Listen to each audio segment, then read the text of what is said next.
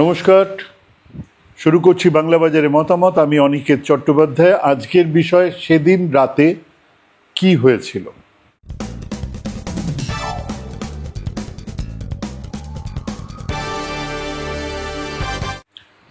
বেলা 2টো হবে। Police barrack, কয়েকজন এসেছে, একজন এগিয়ে এলেন। কি চাই এখানে? এখানে সঞ্জয় বলে কেউ থাকে? কোন সঞ্জয়? সিভিক সঞ্জয় রায়, ওই যে ওই ধারে। 4-5 জনের দলটা সেদিকে এগোলো, কয়েকজন বেরিয়ে এলো। পুলিশ ব্যারাকের লোকজন এই মুভমেন্টটা খুব ভালো করে জানে, বোঝে। পেছনের লোকটা আঙুল দিয়ে দেখালো ওইটা দরজা। ওরা ঢুকতেই দেখলো একটা ছেলে, মাঝারি গড়ন, সবে ঘুম থেকে উঠেছে। সঞ্জয়। মাথা নাড়তেই 3 জন কাঁধের পেছন থেকে ধরলো, যেমনটা অভ্যস্ত হাতে ধরে সাদা পোশাকের পুলিশেরা। সঞ্জয়ও এই কায়দাটা জানে। বলল, স্যার মারবেন না, যাচ্ছি। জামাটা পরে নি। ইতিমধ্যে আরো 2 জন বাইরে থেকে এসে গেছে। সঞ্জয় ভাবলেশীন জামাটা পরে নিল। বাইরে দাঁড়িয়েছিল ওদের গাড়ি, ওদের সঙ্গে রওনা দিল। 9 তারিখ টিভিতে তখন ব্রেকিং নিউজ, আরজি করের ধর্ষণ হত্যার মূল অভিযুক্ত গ্রেপ্তার। কিছুক্ষণ পরে পুলিশ কর্তার সাংবাদিক সম্মেলনে জানা গেল, একটা ফেলে আসা ইয়ারফোন আর সিসিটিভির ফুটেজ দেখেই 24 ঘন্টার মধ্যে আরজি কর হত্যাকাণ্ডের মূল অভিযুক্ত সঞ্জয় রায়, তাকে ধরা হয়েছে। আচ্ছা, উনি কি সিভিক পুলিশ? প্রশ্ন এসেছিল সাংবাদিকদের কাছ থেকেই, কারণ জানু সাংবাদিকদের অনেকেই এই খবর ততক্ষণে পেয়ে গেছেন, সেটা ব্রেকিং নিউজও চলছে। কিন্তু বিবেক দংশনে কি ভুগছিলেন পুলিশ কর্তা? না, উনি একজন অপরাধী। আমরা তাকে আরজি কর হত্যা ধর্ষণের অপরাধী হিসেবেই গ্রেপ্তার করছি। সিভিক পুলিশ বলতে ওনার বিবেকে বাঁধছিল। সিভিক পুলিশ শুরু হয়েছিল একদা সিপিআইএম ডাক সাইটে নেতা রাজারহাটের তাপস চ্যাটার্জির হাত ধরে। বাগুইয়াটির ট্রাফিক জ্যাম উধাও হয়েছিল তাদের জন্য।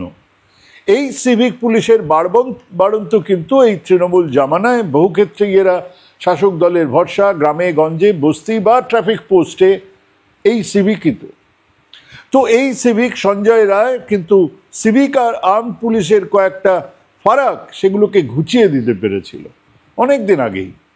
এরকম সঞ্জয় আরো অনেকে আছে, একা সঞ্জয় নয়, কিন্তু ইনি আরো অনেক এলেমদার, গুণধর। এএসআই অনুপ দত্তের সঙ্গে ছায়ার মতো থাকতেন, পানাহারের সঙ্গী হতেন, আর মেজবাবুর ঘনিষ্ঠ হবার সুবাদে নিজেকে পুলিশের মর্যাদায় উঠিয়ে নিতে তার বেশি সময় লাগেনি।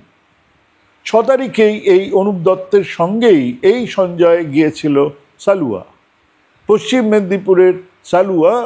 সেখানে 3 দিনের পুলিশ ওয়েলফেয়ার বোর্ডের মিটিং।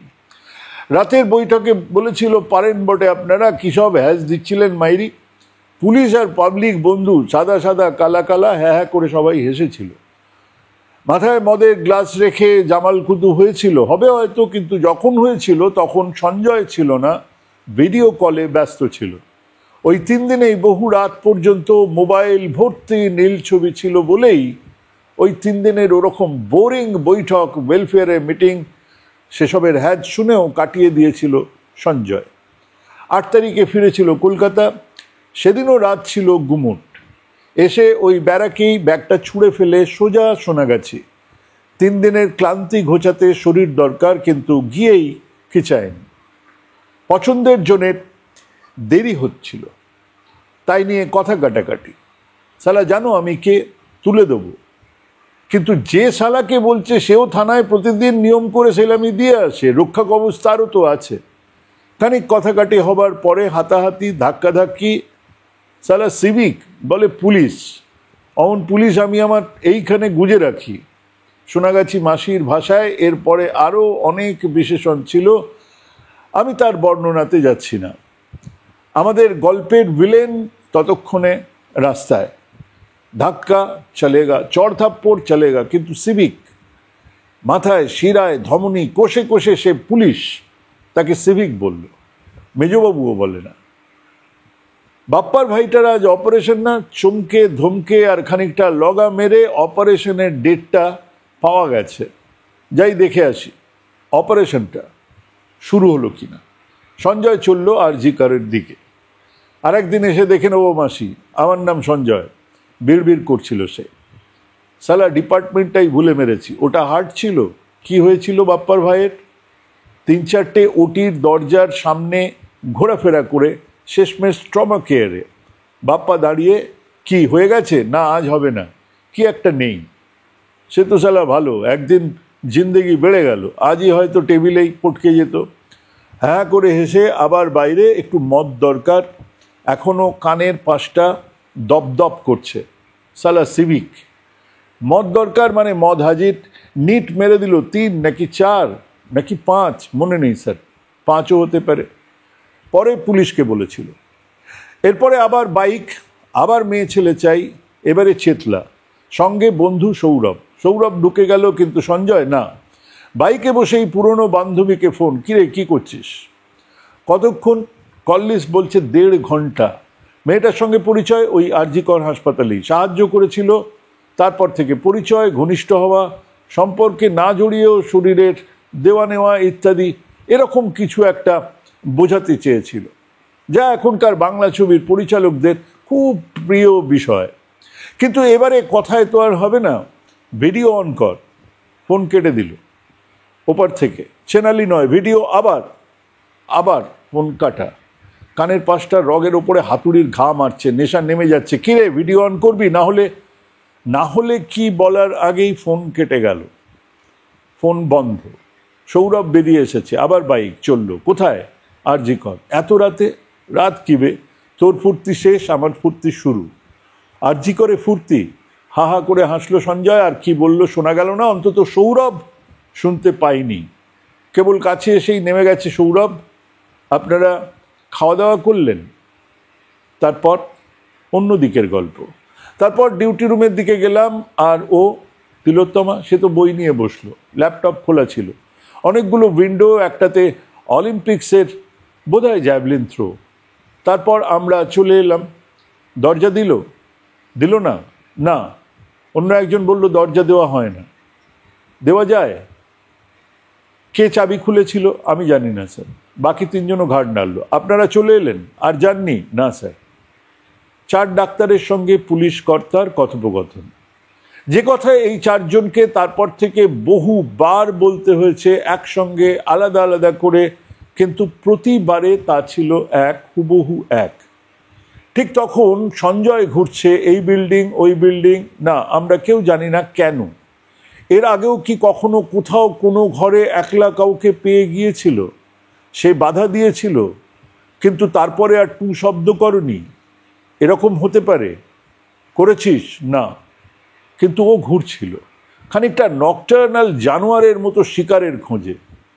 এবার এই বিল্ডিং দেখা যাচ্ছে, সঞ্জয় উঠছে, কাঁধে তার ইয়ারফোন ঝুলছে, গানের জন্য নয়, ঘন্টার পর ঘন্টা ফোনে কথা বলা তার অভ্যেস, ভিডিও চ্যাটে সবটুকু পাওয়া তার অভ্যেস। আর সেই নীল ছবিগুলো যেখানে ঠোঁট কেটে রক্ত পড়ে, নীল ছবির নায়িকা চিৎকার করে, নায়ক হাসে, চুলের গোছা ধরে দেওয়ালে ঠুকে দেয় সজোরে নায়িকার আর্তনাদ, আর নায়কের হো হো উল্লাস। এরকম ক্লিপ সঞ্জয়ের মোবাইলে ভর্তি। এমনটা যে শুধু সঞ্জয়ের মোবাইলে থাকে তাও তো নয়, অনেকের থাকে, অনেকেই রাতভর এই ফোনালাপ করেন, ভিডিও কলে থাকেন। কিন্তু এদিনে সঞ্জয়ের কানের পাশে তখনও দপদপ করছে সালা সিভিক।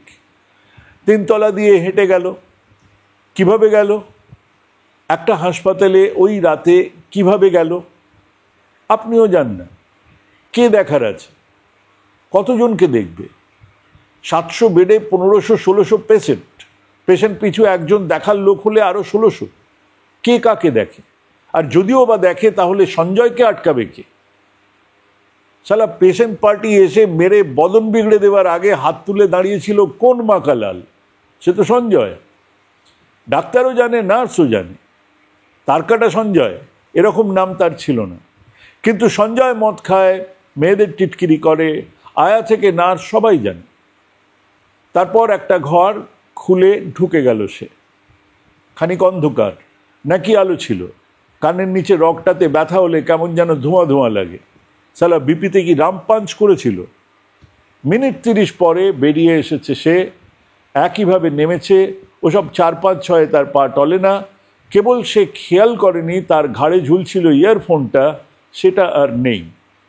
তারপর ঘরে, মানে সেই ব্যারাকে, জামা কাপড় ছেড়ে একটা ঘুম, উঠে চা খেতে খেতে শুনেছিল লাশ মিলেছে আরজি করে। সকালে কানের নিচে দপদপানি নেই, কিন্তু আরেকটু ঘুম দরকার। যখন ঢুকলি তারপর কি হয়েছিল? এতক্ষণ সব বলেছে, আবার বলতে হবে। আবার নতুন অফিসার এসেছে। মেয়েটা কুঁকড়ে শুয়েছিল স্যার, এসির ঠান্ডায়, গায়ে চাদর কম্বল, মনে নেই স্যার। প্রথমে চিৎকার করতে গিয়ে আওয়াজ বের হচ্ছিল না, তারপর বললাম আওয়াজ করিস না আমি, কিন্তু শালা আমাকে ধাক্কা দিল, কানের কাছটায় না মাথা ঠুকে দিলাম। ওই তো ফিনফিনে শরীর, খানিকটা অচৈতন্য। তারপর আবার সমস্ত সামর্থ্য নিয়ে মেয়েটা রুখে দাঁড়িয়েছিল। আমারও আর না শুনতে ইচ্ছে করছিল না। বেশিক্ষণ থাকিনি স্যার, রেপ করেছি, খুন করতে যায়নি স্যার। চলে আসার সময়ও মনে হয়েছে আমাকে চিনতে পারবে না। আমি বাড়ি এসে ঘুমিয়েছি স্যার, আমি খুন করতে যাইনি স্যার। আপনারা আমাকে ফাঁসিতে ঝুলিয়ে দিন। আজ 11 দিন ধরে একই কথাই বলে যাচ্ছে সে, জানেও না বাইরে কলকাতা সেই তিলোত্তমার জন্য লণ্ডভণ্ড সব কিছু। সাধারণ মানুষের ঢল নেমেছে রাস্তায়, সারা শহর, রাজ্য, দেশ বিদেশে তিলোত্তমার জন্য কষ্ট পাচ্ছে মানুষ। জাস্টিস চাই, বিচার চাই। বিচারের দাবির আড়ালে কারোর সেই একই রকম কানের পাশে দপদপ করছে। এতবার না শুনলে করে বই কি। দপদপ করছে তাদেরও, যারা যে কোনো মূল্যেই টিকে যেতে চায় গদিতে। ভুল হয়েছে বলাটাই যাদের কুষ্টিতে নেই। আসলে মানুষের মাথার ভেতরে একটা ক্ষমতা কাজ করে, ক্ষমতা হারানোর ভয়, ক্ষমতা ছিনিয়ে নেবার ভয়, ছিনিয়ে নেবার আকাঙ্ক্ষা। ক্ষমতা হাত থেকে ফসকে গেছে তাদেরও সেই একই রকম ব্যর্থতার জ্বালা ওই কানের পাশে রগের তলায় দপদপ করতেই থাকে। তখন মানুষ কি করে, কি বলে ফেলে, তার কোনো মাপঝোঁক থাকে না। সেদিনও ছিল না। খানিক পরেই সেই নাকে হ্যাঁ বলিয়ে সে ফিরে গিয়েছিল ব্যারাকে, নিশ্চিন্তে ঘুমিয়েছিল। এখন নিজেই বলছে, বেশ তো, আমাকে ঝুলিয়ে দাও। সে সিভিক, সে জানে ঘাড়ির তলায় সজোরে হ্যাঁচকা মিনিটও লাগে না, 1 মিনিটও লাগে না মরতে। আর আমাদের তিলোত্তমা 25 মিনিট ধরে মরেছে। এই শহরের এক কন্যার সেই ব্যথার উদযাপন দেখছি আমরা। যা বললাম তা খানিক আমার আর অনেকটাই আমার ভাই, বন্ধু, সাংবাদিক সঞ্জয় ভদ্রের ইনপুট। সোর্স কলকাতা পুলিশ আর সিবিআই। এ গল্পের রহস্য তো আছেই। এক সিভিক কিভাবে এত ক্ষমতাবান হয়ে ওঠে, কাদের দৌলতে?